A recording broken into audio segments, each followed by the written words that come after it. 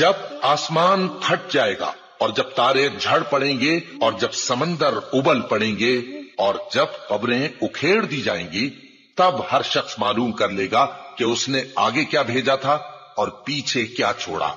اے انسان، تجھ کو اپنے رب کریم کے بارے میں کس چیز نے دھوکہ دیا؟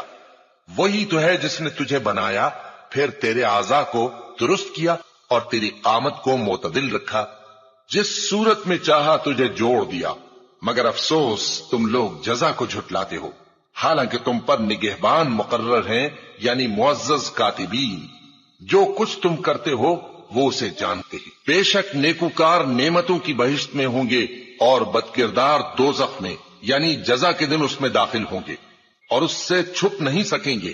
اور تمہیں کیا معلوم کہ جزا کا دن کیسا ہے؟